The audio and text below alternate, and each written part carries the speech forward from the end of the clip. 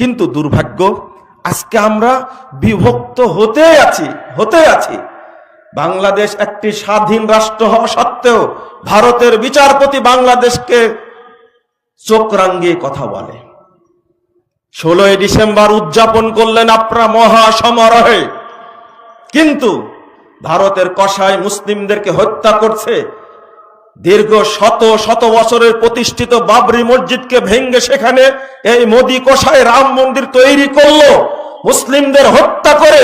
গুজরাটের কসাই বলা হয় মোদিকে, সেই মোদি বাংলাদেশের স্বাধীনতা নিয়ে চরমধ্যত্বপূর্ণ উচ্চারণ করেছে।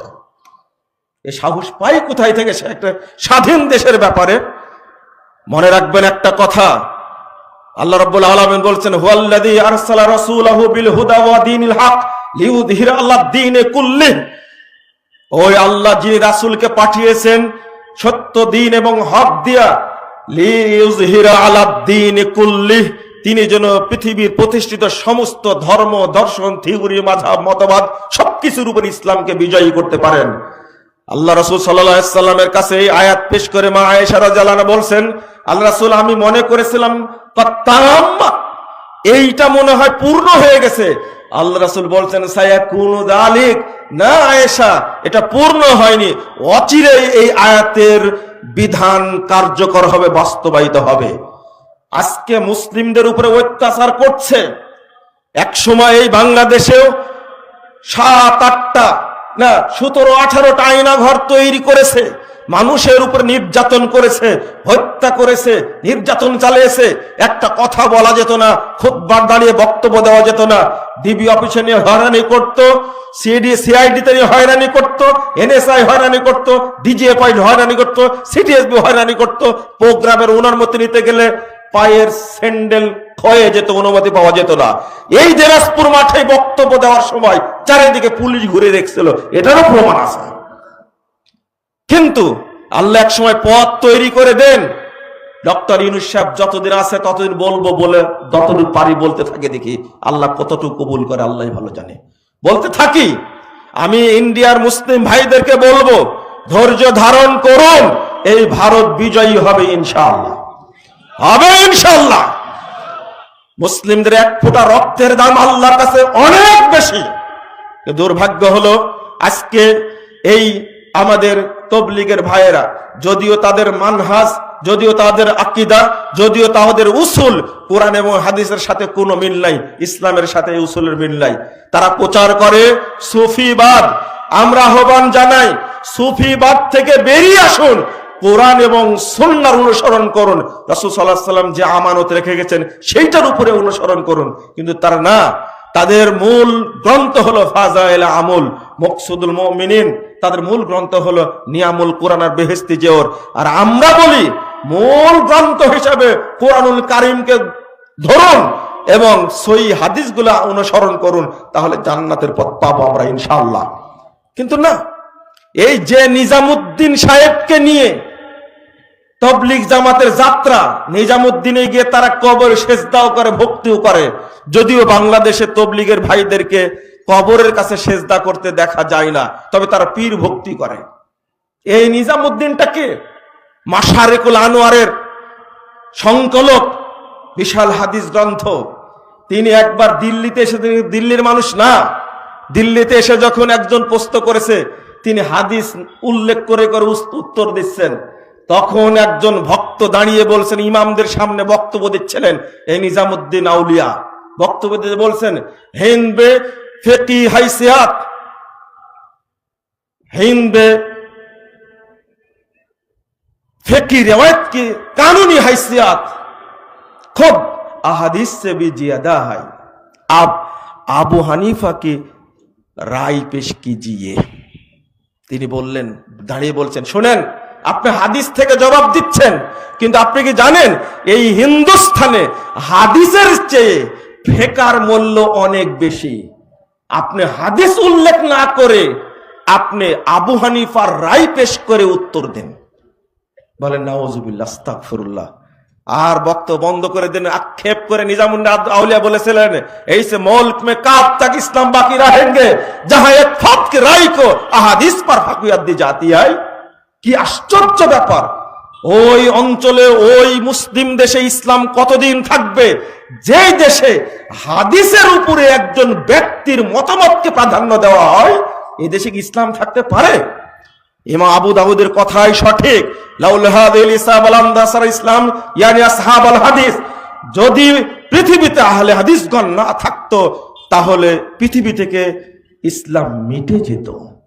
আজকে আপনি ফাজাইল আমলের কথা বলেন, এই সাদ গ্রুপ আর জুবায়ের গ্রুপের যে দ্বন্দ্ব, এই দ্বন্দ্বের পিছনে তো আল্লাহর বিশেষ গজব রয়েছে। গজব কেন বলছি জানেন? যখন একটা ছেলে সুন্নাহ মোতাবেক সালাত আদায় করার জন্য মসজিদে ঢুকে, মাত্র বয়স হলো 17-18 বছর বয়স, এই বাচ্চা ছেলে মসজিদে ঢুকেছে, সালাত আদায় করছে, সে কিন্তু খুনি না, সে কিন্তু ধর্ষক না, সে কিন্তু সন্ত্রাসী না, সে কিন্তু মদখোর না, সে দুর্নীতিবাজ না, সে আত্মসাৎকারী না, সে দেশের সম্পদ লুট করেনি। একেবারে নিরীহ একটা ছেলে সালাতের জন্য মসজিদে ঢুকেছে, জোরে আমিন বলেছে রাসূল সাল্লাল্লাহু আলাইহি ওয়াসাল্লাম সুন্নাহ অনুযায়ী। সালাতের পরে মসজিদের সমস্ত মুসল্লি এই বাচ্চাটার উপরে এমন নির্যাতন করেছে, আল্লাহ এটা সহ্য করতে পারে না, সহ্য করতে পারে না। এখন আল্লাহ নিজেদের মধ্যে লাগাই দিয়েছে, কত মসজিদ দখল করে রাখছে তারা।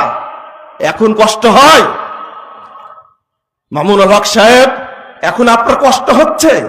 কেন কষ্ট হচ্ছে আপনার? কষ্ট হওয়ার তো কথা না, ওটা তো টঙ্গীর মাঠ দখলের জন্য কষ্ট, এটা তো ওই মসজিদ দখলে কষ্ট না।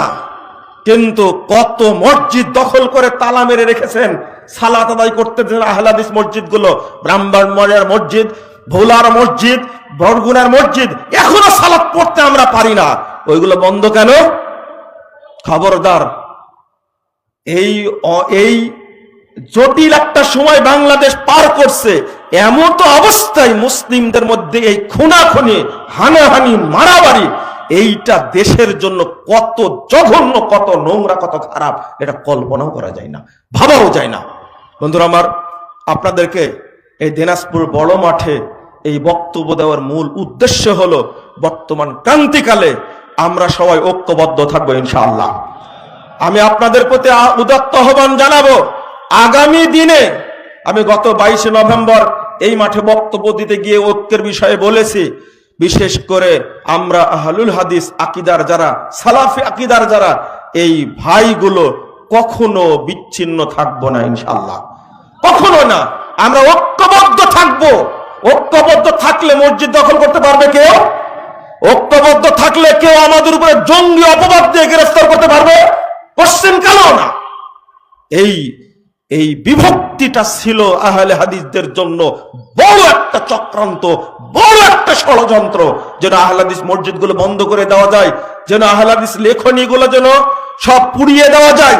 দেওয়া হয়েছে, মাদ্রাসাগুলো যেন বন্ধ হয়ে যায়। শত শত এতিমের পেটে সেই সময় লাথি মারা হয়েছে যখন মাদ্রাসা বন্ধ হয়ে গেছে, কিছুই করার ছিল না। আজকে সারা দেশে কোরআন এবং সুন্নাহর যে দাওয়াত চলছে, এই দাওয়াতের উপরে আমরা ঐক্যবদ্ধ থাকবো ইনশাআল্লাহ।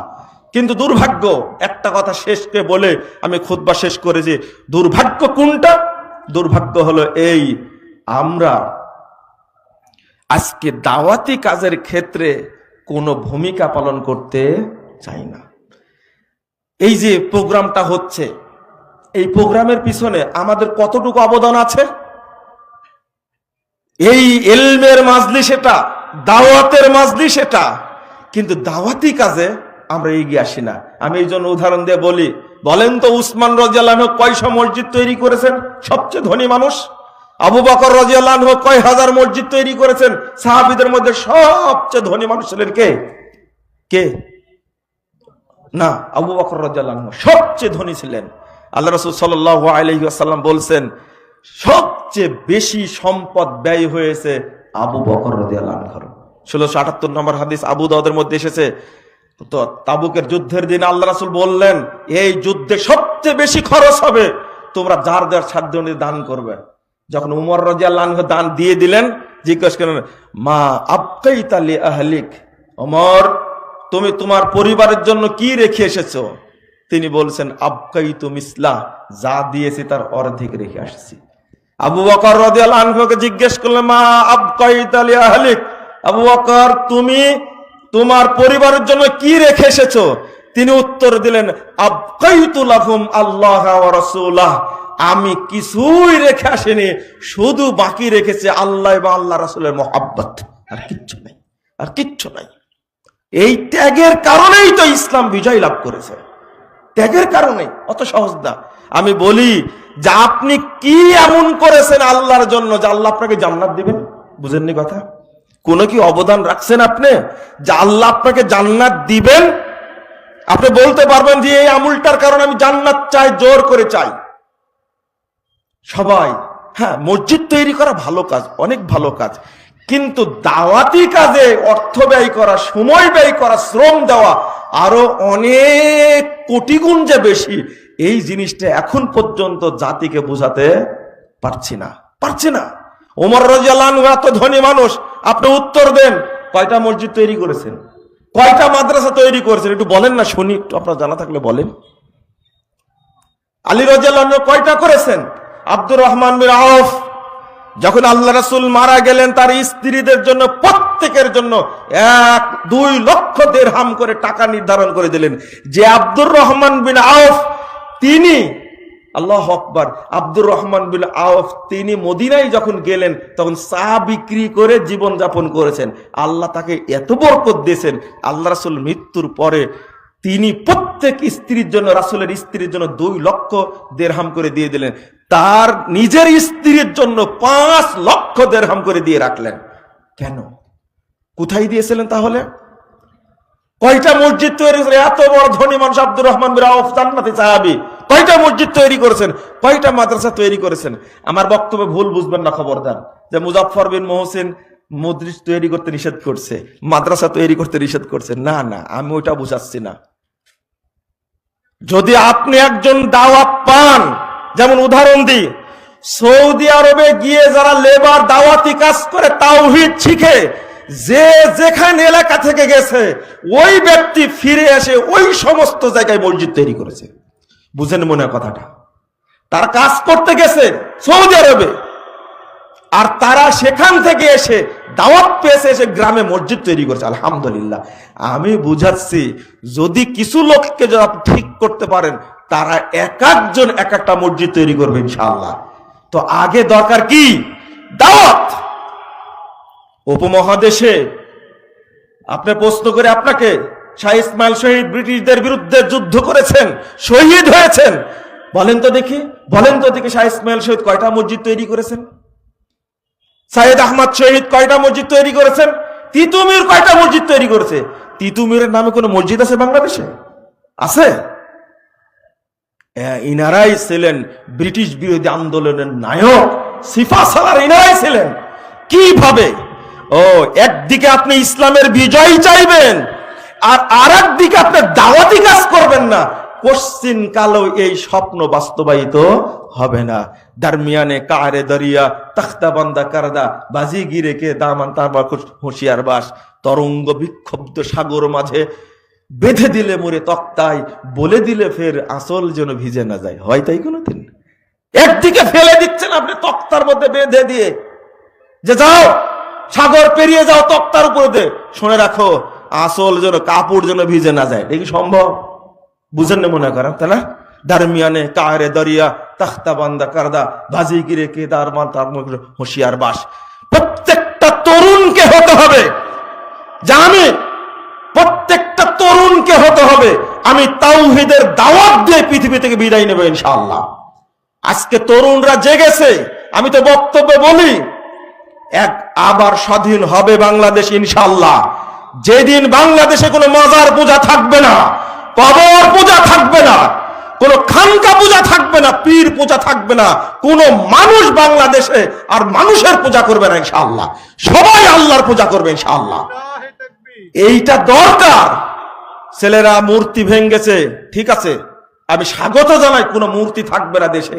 তার আগে দরকার ছিল যে যত মাজার আছে, কবর আছে, যেখানে কোটি কোটি মানুষ সেজদা দিয়ে ঈমান নষ্ট করে, তারা এই পীরেরা মাজারে বসে বসে কোটি কোটি মানুষের ঈমান নষ্ট করে, শুধু পাগলা মসজিদে মানুষ দান করে কোটি কোটি মানুষ ঈমান নষ্ট করছে। এটা ভাঙ্গার দরকার ছিল আগে। যত মাজার সেটা ভাঙ্গার দরকার ছিল আগে। আগামী দিনে বাংলাদেশে তাওহীদ প্রতিষ্ঠিত হবে ইনশাআল্লাহ, এবং এই তরুণ ভাইদের জন্য প্রতিষ্ঠিত হবে। দাওয়াতি কাজ করেন, কত কষ্ট করেছেন আপনি, কয়টা পাথর খেয়েছেন, কয়বার জেলখানায় গেছেন। ইমাম ইবনে তাইমিয়া রাহিমাহুল্লাহ 8 বার জেলে গেছেন। কয়বার? ও আলেমরা জেলে গেলে আপনারা গালিগালাজ শুরু করেন, তাই না? গালি, ওই যে কথা বলেছে, পাপের শাস্তি পেয়েছে, কেন এই ধরনের কথা বলতে হবে, কেন এই ধরনের বক্তব্য দিতে হবে? মুজাফফরের ভাষা ভালো না, জেলখানায় গেছে একজন আর আপনি বদনাম করছেন, তাই না? লেখা ছিল, আপনি লিখে দিয়েছিলেন জেলখানায় যাওয়ার জন্য। ইমাম ইবনে তাইমিয়া গালি দেন, তাহলে কয়বার জেল খাটছেন?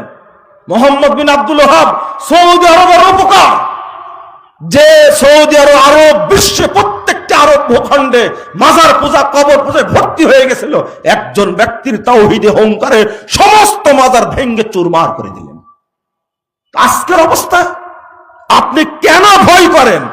ইমাম ইবনে তাইমিয়া রাহিমাহুল্লাহ 5 বছর জেল খাটার পরে এসে সামনে দাঁড়িয়ে বলছে জনতার সামনে, মা দায়ান কিবু মিন্না আদাই আনা জান্নাতি ওয়া বুস্তানি ফি সদরি কাতলি শাহাদাতুন আনা ফি সিয়াহাতুন ওয়া সিজনি খুলুয়া। আমার শত্রুরা আমার বিরুদ্ধে কিসের প্রতিশোধ নেবে? আমার জান্নাত, আমার বাসস্থান, আমারই বক্ষে আছে। আমি যদি নিহত হই শাহাদাতের পেয়ালা পান করব। আমাকে যদি দেশ থেকে বের করে দেওয়া হয়, আমি ভ্রমণের উদ্দেশ্যে বেরিয়ে যাব, আর জেলখানে রাখা হলে আমি নির্জন গবেষণা করবো সেখানে বসে বসে। এইরকম হবে চেতনা তরুণদের। ইনশাআল্লাহ বাংলাদেশে একদিন এই চেতনায় বাস্তবায়িত হবে, তাওহীদ প্রতিষ্ঠিত হবে ইনশাআল্লাহ। এই সমস্ত নোংরা গণতন্ত্র, সমাজতন্ত্র, ধর্মনিরপেক্ষবাদ, জাতীয়তাবাদ, পুঁজিবাদ, এই সাম্যবাদ, এই সমস্ত কুফরি তন্ত্র বাংলাদেশে থাকবে না ইনশাআল্লাহ। ইনশাআল্লাহ থাকবে না। একদিন এই দেশে তাওহীদ প্রতিষ্ঠা লাভ করবে ইনশাআল্লাহ। আল্লাহর কাছে দোয়া করি, আল্লাহ তুমি এই দিনাজপুরের বড় মাঠের প্রোগ্রামকে কবুল করে নাও। আল্লাহ তুমি এই দাওয়াতকে সারা দেশব্যাপী, বিশ্বব্যাপী তুমি ছড়ানোর ব্যবস্থা করে দাও, আমিন। যারা এই প্রোগ্রামের জন্য সময়, শ্রম, অর্থ ব্যয় করেছে, আল্লাহ তুমি তাদের উপরে রহমত নাজিল করো, তাদের অর্থে অফুরন্ত বরকত দান করো, আমিন ইয়া রাব্বাল আলামিন। বন্ধুরা আমার, আমি আপনাদের প্রতি শেষ অনুরোধ করব, আপনাদের প্রতি শেষে অনুরোধ করব, খুতবা পরে শুরু হয়েছে, একটু সময় বেশি নিয়ে ফেললাম, আপনারা আমাকে মাফ করবেন। আবারও কখনো দেখা হবে ইনশাআল্লাহ। গতদিনে এই স্টেশন মসজিদে এসে খুতবা দিয়েছিলাম, হাজার হাজার মুসল্লির অংশগ্রহণ দেখছি, মনটা আগে আপ্লুত এবং আনন্দিত হয়েছিল। আজকেও খুব খুশি হলাম, দিনাজপুর মাঠে আপনারা খুতবা শোনার জন্য উপস্থিত হয়েছেন। আল্লাহর কাছে দোয়া করবেন, আল্লাহ তুমি আমাদের এই খুতবাটা কবুল করে নাও। আল্লাহ তুমি এই দেশটাকে তাওহীদের দেশ হিসাবে কবুল করে নাও। আল্লাহ তোমার কাছে চাচ্ছি, আল্লাহ বিশেষ করে মুসলিম উম্মার মধ্যে যেন বিভক্তি না থাকে, আল্লাহ তুমি ঐক্য সৃষ্টি করে দাও। আল্লাহ তোমার কাছে বিশেষ করে চাচ্ছে আহলুল হাদিস ভাইদের মধ্যে তুমি ঐক্য তৈরি করে দাও। আল্লাহ তুমি আহলুল হাদিস ভাইদের মধ্যে প্রত্যেকের মধ্যে ভ্রাতৃত্ব বোধটা তৈরি করে দাও, আমিন ইয়া রাব্বাল আলামিন। আল্লাহ যারা এই দেশে শিরিক বিদআতের দাওয়াত দিচ্ছে, আল্লাহ তুমি তাদেরকে হেদায়েত দান করো। আল্লাহ যারা এই দেশে কোরআন সুন্নাহ বিরোধী কার্যক্রম চালাচ্ছে, আল্লাহ তুমি তাদেরকে হেদায়েত দান করো। আল্লাহ তুমি বাংলাদেশকে শান্ত সুষ্ঠু করে দাও। এদেশে যেন জঙ্গিবাদ না থাকে, এদেশে যেন সন্ত্রাস না থাকে, এদেশে যেন দুর্নীতিবাজ না থাকে, এদেশে যেন ধর্ষক না থাকে, এদেশে যেন সন্ত্রাসী না থাকে। আল্লাহ তুমি এদেশকে একমাত্র ইসলামিক তাওহীদি রাষ্ট্র হিসাবে কবুল করে নাও, আমিন ইয়া রাব্বাল আলামিন। আপনারা এই সম্মেলন বাস্তবায়নের জন্য প্রত্যেকে সহযোগিতা করবেন ইনশাআল্লাহ। আমার একটা দাবি, যারা খুতবায় আসছেন প্রত্যেকে 1 টাকা হলে অংশগ্রহণ করবেন ইনশাআল্লাহ। আপনারা দিবেন, যেন এই সম্মেলনটা, তরুণরা, অল্প কিছু তরুণ এই কাজটা করেছে, তারা আমাকে সম্মান করে, আমিও তাদেরকে খুব ভালোবাসি। সেই মনে আছে 16 সালে যখন বক্তব্য দিই, এই পাশ থেকে যে ইট মারছিল, দেখছিলেন আপনারা? ইটটা আমার মাথায় না গেলে পিছন দিয়ে লাগছিল, ওই দিন থেকে খুব মহব্বত করি। সেই দিন আমি বক্তব্য দিয়েছিলাম যুগে যুগে আহলুল হাদিস, মনে আছে কিনা জানি না, বই বের করে বক্তব্য দিয়েছিলাম, মনে আছে? ওই দিন থেকে এই মাঠের প্রতি আমার ভালোবাসা তৈরি হয়েছে। ওই দিন থেকে এই দিনাজপুর রংপুর মানুষদের প্রতি ভালোবাসাটা আমার বেশি তৈরি হয়েছে। আলহামদুলিল্লাহ, এটা যেন মরা পর্যন্ত অব্যাহত থাকে। শেষে একটা দোয়া, আল্লাহ আমাদের সবাইকে তুমি জান্নাতুল ফেরদাউসে একসঙ্গে থাকার ব্যবস্থা করে দিও, আমিন ইয়া রাব্বাল আলামিন। সবাই পকেটে হাত দিবেন এবং আপনারা কিছু দেওয়ার চেষ্টা করেন। খুতবা শেষ, আমি এখন দোয়া পড়ব, আপনারা অবশ্যই সবাই শরীক হবে ইনশাআল্লাহ, আর দোয়া করবেন আল্লাহ যেন বরকত দান করেন, আমিন। ভাইরা বলছে অনেক খরচ হয়েছে শেখ, আপনি একটু বলবেন যেন আল্লাহ যেন রহমত নাজিল করে, আমিন।